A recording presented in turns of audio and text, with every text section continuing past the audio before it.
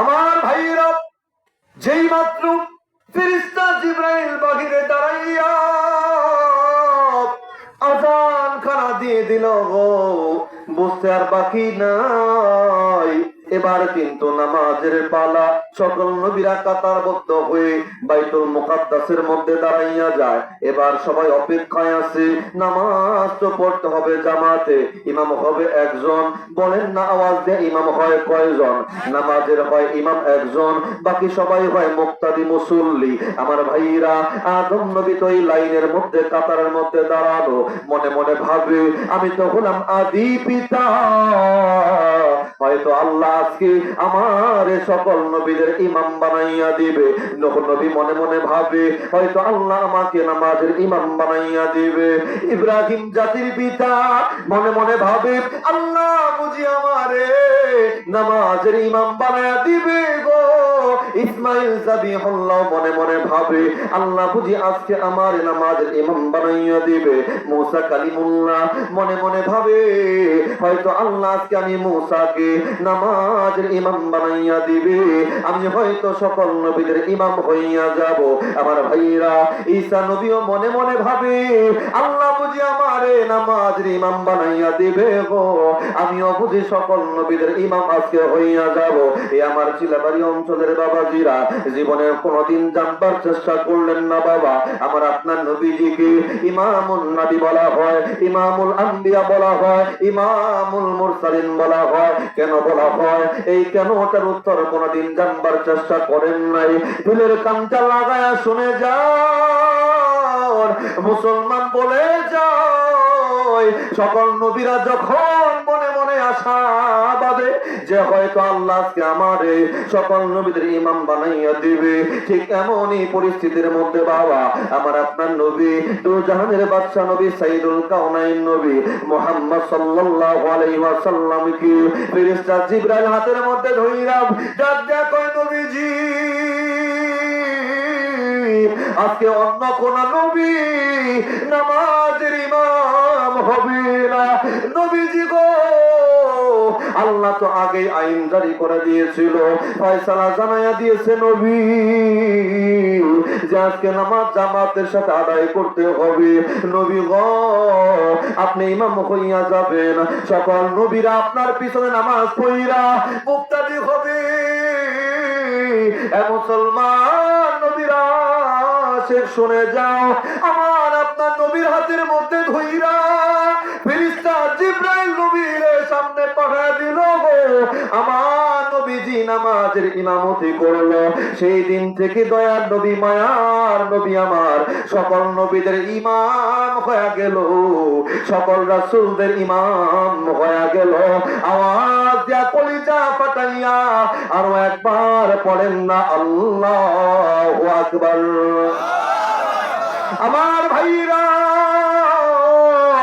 রে, আমার বন্ধুগণ, যেই মাত্র নামাজ হইয়া গেল, এবার জিবরাইল ডাক দেয়া কয় নবীজি আর কিন্তু দেরি করা যায় না, নবী গো চলুন না, উপরের দিকে যাইতে হবে। আল্লাহ পাক রব্বুল আলামিন আপনার দিদারের কিন্তু অপেক্ষায় আছে। আর একটা বার বলেন আল্লাহু আকবার। এবার স্পেশাল একটা সিঁড়ির ব্যবস্থা করা হইল, আমার নবীরে ওই সিঁড়ির মধ্যে উঠাইয়া প্রথম আসমান পর্যন্ত নিয়ে যাওয়া হলো। প্রথম আসমানে যাইয়া সেখানে নবীজি কিছু সময় অপেক্ষা করলেন। এরপরে 2 নাম্বার আসমান, এরপরে 3 নাম্বার, এরপরে 4 নাম্বার, এর উপরে হলো 5 নাম্বার আসমান, এর উপরে হলো 6 নাম্বার। এই আমার বাজার 6 নাম্বার আসমানের উপরে হলো 7 আসমান। এই আসমান গুলার মধ্যে ঘটে গেল আশ্চর্য আশ্চর্য ঘটনা। সময়ের অভাবে যা আজকে আমি বলতে পারলাম না। আমার ভাইরা, আমার বন্ধুগণ, 7 নাম্বার আসমানের উপরে নবী যাওয়ার পরে দেখা গেল একটা শেষ সীমা, তার মানে হলো সিদরাতুল মুনতাহা। সিদরাতুল মানে হলো বড়ই গাছ, মুনতাহা মানে হলো শেষ সীমা। বড়ই গাছে দিয়া একটা সীমা রেখা দেওয়া হয়েছে, যার উপরে কোনো ফেরেশতা যাইতে পারে না। জিবরাইল ডাক দেয় কয় নবীজি এই সিদরাতুল মুনতাহা পাড়ি দিয়ে আপনার উপরের দিকে যাইতে হবে। আল্লাহ পাক রব্বুল আলামিন নবীর জন্য রফরফ নামক একটা যানবাহন পাঠাইয়া দিল। নবীজি রফরফের মধ্যে আরোহণ কইরা ওই সিদরাতুল মুনতাহা বেদ কইরা মহাশূন্য পাড়ি দিয়া আল্লাহর বাড়ি পর্যন্ত পৌঁছে যায়। হে মুসলমান, তুমি তো চমৎকার একটা বাড়ি বানাইয়া তুমি নিজের বাড়ির একটা নাম দিয়েছো। কেউ দিয়েছো সুখের নীর, কেউ দিয়েছো শান্তির নীর, কেউ দিয়েছো চৌধুরী ভিলা, কেউ দিয়েছো আবার খান ভিলা, কেউ দিয়েছো বাবা মার দোয়া ভিলা। আমার ভাইরা জানেননি আপনারা, আল্লাহ তো নিজের বাড়ির একটা নাম দিছে। আমার আল্লাহর বাড়ির নাম হলো আরশে মুআল্লা। আমার ভাইরা নবীজি যখন আল্লাহর বাড়িতে পৌঁছে যায়, আমার নবীজির পায়ের মধ্যে পরনের জুতা মোবারক ছিল। নবীজির মনে হইয়া গেছে ওই যে মুসা নবীর কাহিনী আল্লাহ কোরআনে বর্ণনা করে দিয়েছে। যেই মাত্র মুসা নবী আল্লাহর সঙ্গে কথা বলার জন্য তুর পাহাড়ে যায়, আমার আল্লাহ ডাক দেয় কয় মুসা রে তোমার পায়ে কি? মুসা নবী কয় আল্লাহ এটা হলো আমার জুতা। আল্লাহ ডাক দেয় কয় মুসা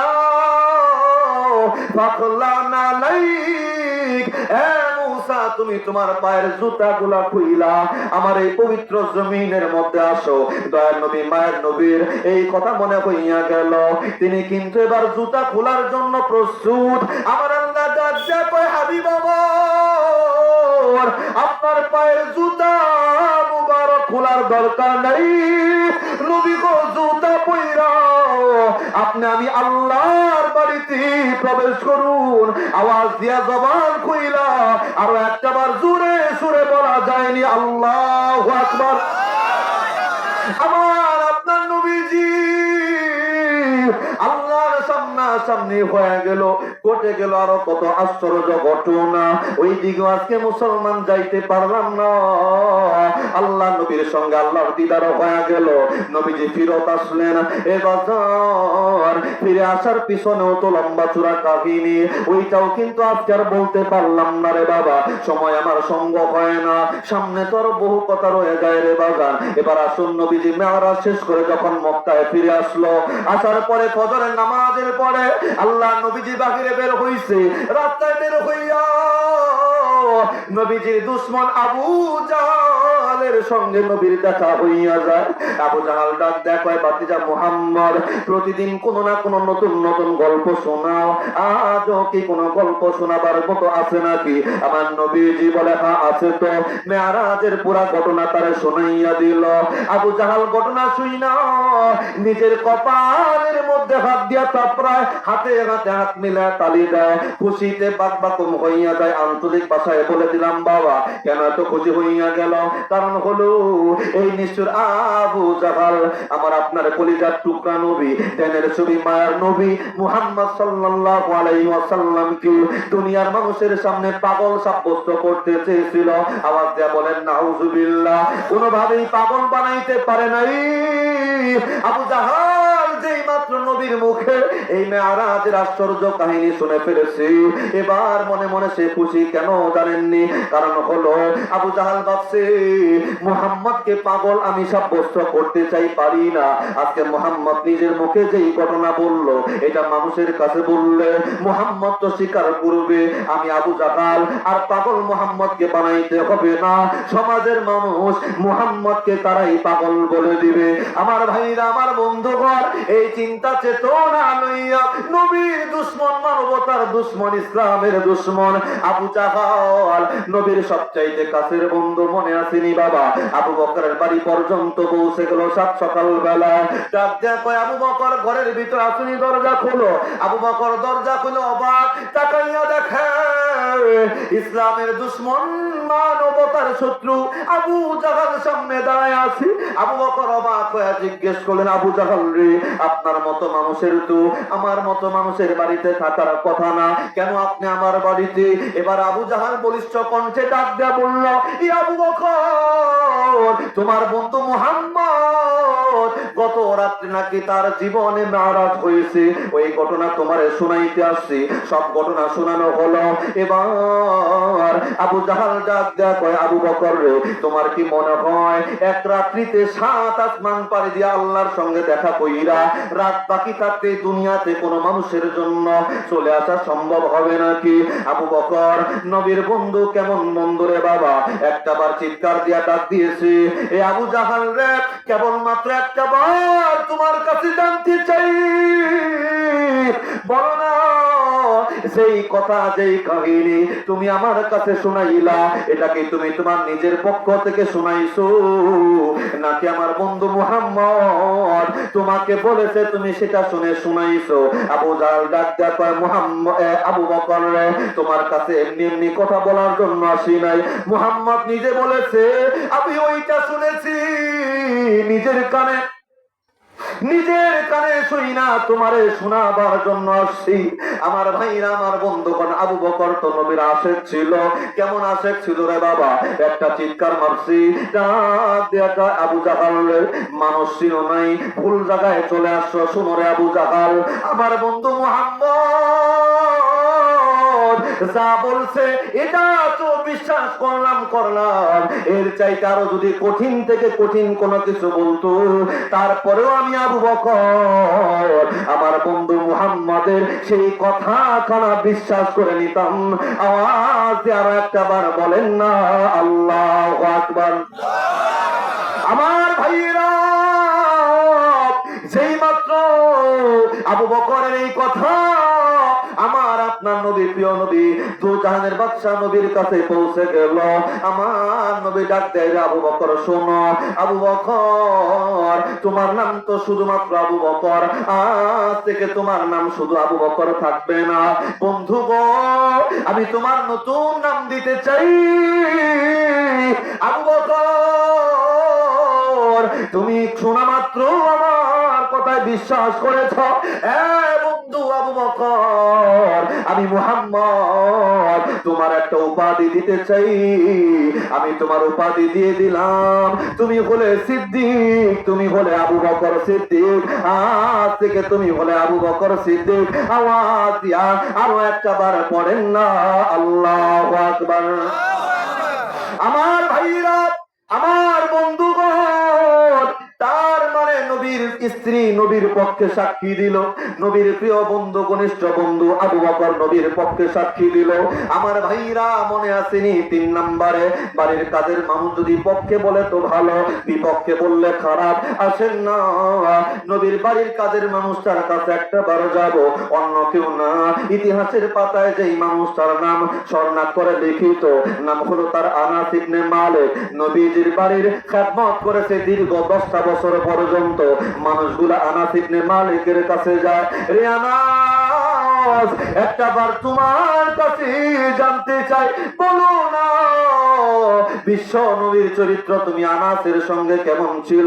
আরে আনাস ইবনে মালিক চোখের পানি ছাইরা দেয়া কান্দি আর ডাক দেয়া কয়, দুনিয়ার মানুষরে শোনো, আমি আনাস ইবনে মালিক 1-2 বছর নয় রে, 10টা বছর পর্যন্ত নবীজির খেদমত করলাম। আমি আনাসের প্রতি বিরক্ত হইয়া আমার নবীজি কোনদিন উফ শব্দ পর্যন্ত করে নাই। আওয়াজ দিয়ে আরো একটা বার বলেন না আল্লাহু আকবার।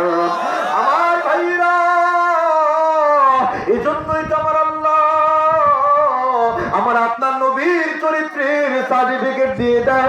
আমার আল্লাহ ডাক দেয়া কয়, ওয়া ইন্নাকা লাআলা খুলুকিন আযীম, নবী গো, আপনি হলেন মহান চরিত্রবান, আপনার চাইতে উন্নত চরিত্রবান, আপনার চাইতে উন্নত চরিত্রের অধিকারী দুনিয়ার জমিনে আর কোন মানুষ হতে পারে না। আমার ভাইরা, এবার বলুন না নবীর চরিত্র কত মহান চরিত্র আমাদের জানার স্বাদ আছে না নাই? আমার ভাইরা, লম্বা কোনো কথা নয়, নবীর চরিত্রের বর্ণনা দিতে যাইয়া আমি আপনাদেরকে ছোট্ট একটা কাহিনী এবার শোনা যাইতে চাই। বন্ধু রে, দিলের কানটা লাগায়া শুনবা। নবীজির নবুয়তের বয়স যখন 6 বছর চলতেছে, তার মানে নবীর বয়স হলো 46 বছর। যেই মক্কার মানুষগুলা আমার নবীর অন্তর দিয়া ভালোবাসতো, আল্লাহর নামে ভূষিত করেছিল, যেই মক্কার মানুষগুলা নবীজির বিশ্বস্ত বলতো রে বাবা, নবীজির বাবা ছিল না, নবীজির মা ছিল না, নবীজি নবুয়তের দাবি করবার সঙ্গে সঙ্গে ওই মক্কার মানুষেরা আমার নবীজির বিরুদ্ধে হইয়া গেল, আমার নবীজির দুশমন তারা হইয়া গেল।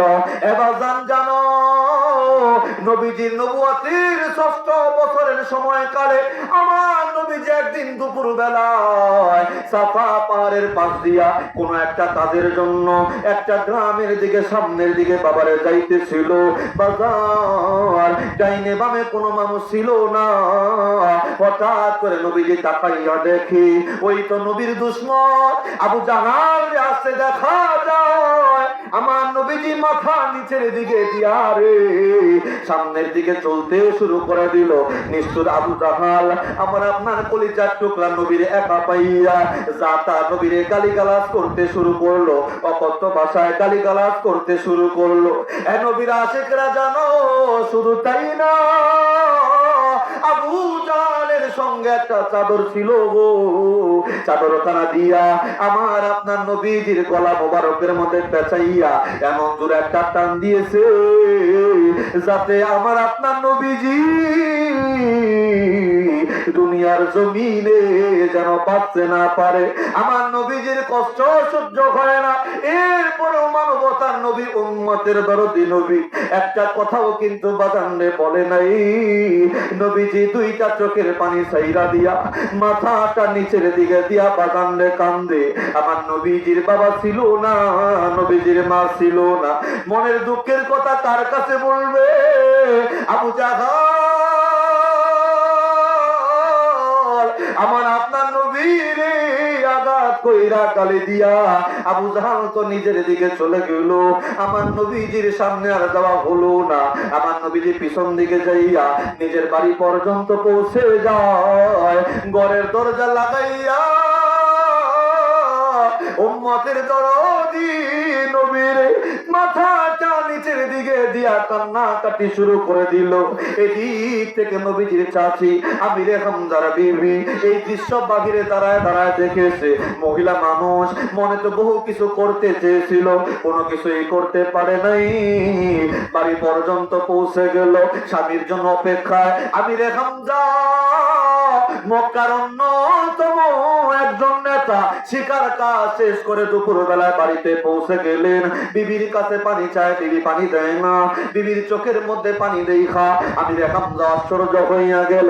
বিবি রে, কোনদিন তো তোমার এমন বিষণ্ণ দেখি নাই, তোমার চোখে কেন পানি? আমার একটা বাড়ির মতো বলে দাও। বিবি কান্দে, ও আমার স্বামী আমির হামজা, আপনার তিন ভাতিজা মুহাম্মদ রে আবু জাহাল আমার চোখের সামনে মারছে, আমি মহিলা মানুষ কিছু বলতে পারি নাই। আপনার কি মায়া লাগে না? আপনার কি দয়া লাগে না? আমির হামজা নিজেরা ঠিক রাখতে পারে না, সোয়ারির মধ্যে সোয়ার হইয়া ধনুক একটা হাতের মধ্যে লইয়া আবু জাহালে খোঁজার জন্য বাহিরে বের হয়ে যায়। খুঁজতে খুঁজতে হাতিমে কাবার সামনে নবীজির দুশমন আবু জাহালে পাওয়া যায়। কোনো কথা না বইলা ধনুকটা বের কইরা আমার ভাইরা, আমার বন্ধুগণ, ধনুকখানা দিয়া আবু জাহালের কপালের মধ্যে জোরে একটা বাড়ি মারছে রে। সঙ্গে সঙ্গে আবু জাহালের কপাল ফাইটা রক্ত বের হয়ে শুরু হয়ে গেছে। আমি হামজা ডাক দেয়া কই, আবু জাহাল মনে করেছো আমার ভাতিজা মুহাম্মদের বাবা নাই মা নাই বলে আমরা কি তার চাচারাও দুনিয়ার জমিনে জিন্দা নাই নাকি? আজ থেকে মনে রাখবি রে, আমার ভাতিজা মুহাম্মাদের বাবা না থাকতে পারে, আমি তার চাচা, আমি রে হামজা এখনো পর্যন্ত দুনিয়ার জমিনে জিন্দা আছি। আমার ভাইরা এই কথা বইলা আমি রে হামজা ছুটে চললো ভাতিজা মুহাম্মদকে সান্ত্বনা দেবার জন্য। একটুখানি মনোযোগ দিয়ে দেখ, যেই মাত্র বাড়ি পর্যন্ত পৌঁছে গেল, আমার নবীজির ঘরের দরজা দেব, দরজা খুলে দিয়া আমি রে হামজা ভাতিজা মুহাম্মাদের পর্যন্ত পৌঁছে যা। তাকায় দেখে গো চাঁদের সৌন্দর্য, যেই নবীর চেহারার সামনে ঘর মানায়, ওই নবীর চোখ বায়া বায়া পানি ঝরতেছে, নবীজির মুখটা বিষণ্ণ। আমি রে হামজা নবীজির মাথার মধ্যে হাত পোলা দেয়, ভাতিজারে কেন তুমি কান্দ? তোমার যে আবু জাহাল মারছে, ভাতিজা মুহাম্মদ, আমি তোমার চাচা প্রতিশোধ গ্রহণ করেছি রে, আবু জাহাল রে মেরেছি, কপাল ফাটাইছি, রক্ত বের করেছি, তুমি আনন্দিত হও, খুশি হও। এবার জানো নবীজির হৃদয়ে উম্মতির জন্য কত মায়া রে, নবীজির চরিত্র কত উন্নত চরিত্র। আমার নবীজি কান্দে, দেখে দেখে কয় চাচা যান না গো না, আমার দুশ্মন আবু জাহালে মারলে, রক্তাক্ত করলে, আঘাত করলে, দুনিয়াতে আমার যতগুলা দুশ্মন আছে তাদেরকে রক্তাক্ত করলে, আঘাত করলেও আমি আপনার ভাতিজা মুহাম্মাদের দিল সন্তুষ্ট হবে না, খুশি হবে না, আমার চোখের পানি বন্ধ হবে না। আওয়াজ দিয়া জোরে সুরে নবীর মহব্বত দিলে লইয়া জবানে আরো একটা বার বলেন না আল্লাহু আকবার। আমার ভাইরা, আমার বন্ধুগণ, কি বলবো দুঃখের কথা, এবার যান সময় তো আমার সঙ্গ হয় না। এবার যেই মাত্র নবী এই কথা বলে দিল, এবার কিন্তু আমি এরকম আশ্চর্য হইয়া যায়, মুহাম্মদ তোমার চোখের পানি তো আমিও সহ্য করতে পারি না।